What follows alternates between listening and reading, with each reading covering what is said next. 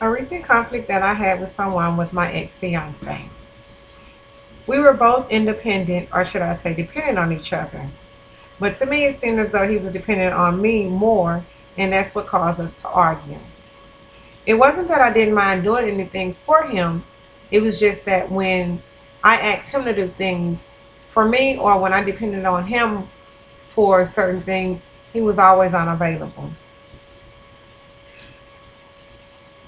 The source was when I stated The source was when I started just slacking up on things, and he would ask me, why I don't do anything for him anymore.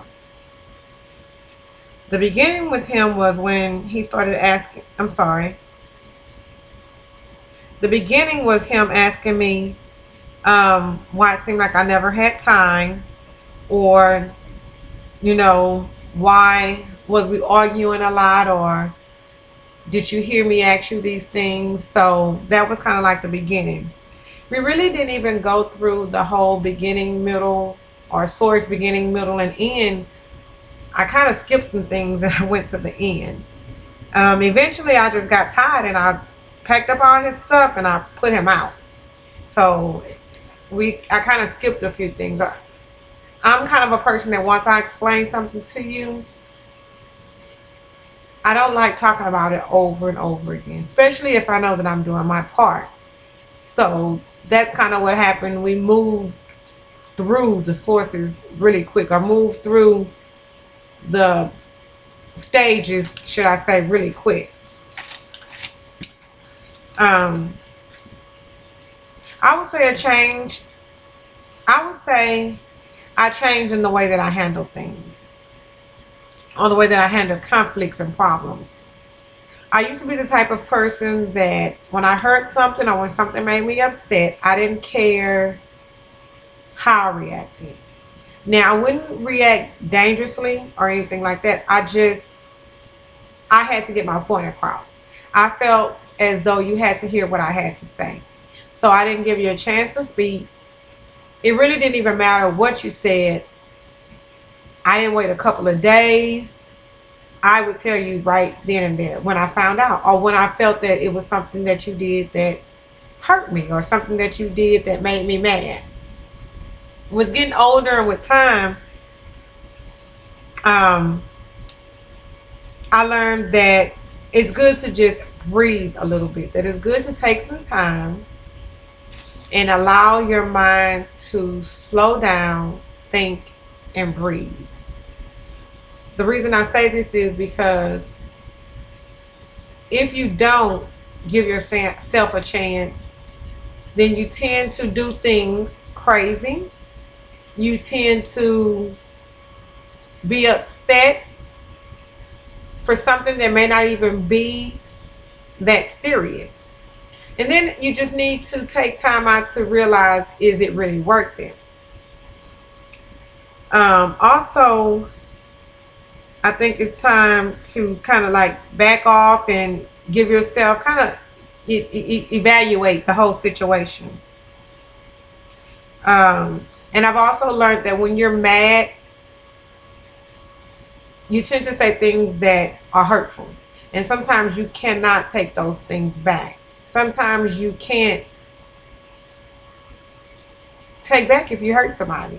So it's good to just learn that if you breathe and if you take time and calm down, that it's better.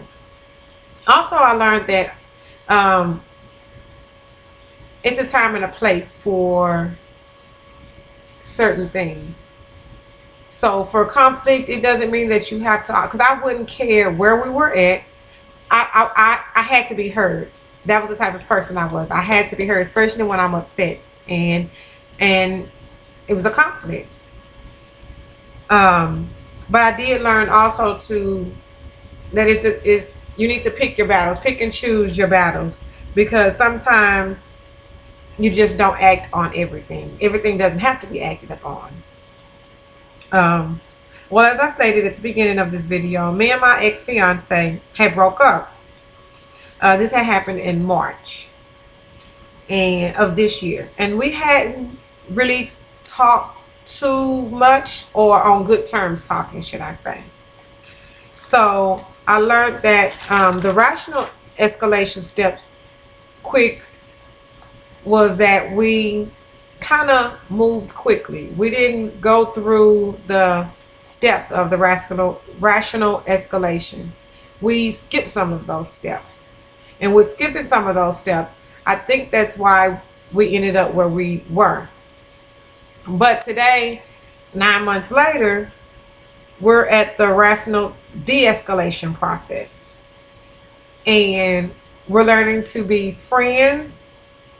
We're learning each other all over. And we're learning what one another likes and what one another does not like. And we're learning that it's okay to disagree. It's okay to not always agree on things. And just because you do disagree, that doesn't mean that it's an argument. It just means that it's your opinion.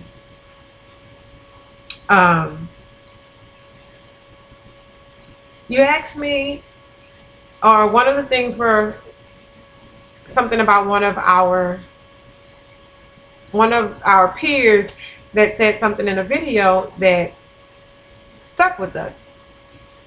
And I wasn't able to pull up because right now the system is messing up. But one of my peers stated that her dad always taught her to not judge. And that's something that stuck with me. Because it's so easy for us to judge people just by looking at them, the way they look, the way they talk, the way they carry themselves. It's just easy for us to judge a person from the outside. And I have really learned that, like she said, that it's good to get to know somebody. You just don't judge people. And what her dad has taught her stuck in my head. My question came out of chapter 11, and it speaks about friendship. My question is, does everyone know the real meaning of friendship? I chose this question because not everyone does. Friendship is not taken seriously like it should be. As the book stated, there are values to what friendship means. So many people today throw the word friendship around like they do the word love. So many people don't understand that love and friendship, those two words are something that you use when you really, really mean it. Also, some people use the word love and friendship to their advantage, to get something that they want, to get something that they need. And I feel that before you use the word friendship or wonder if someone is being a good friend or if that friendship is seriously, I think you should stop and ask yourself, are you being a true friend like you should be? I enjoyed this semester, and I hope everyone has a great holiday.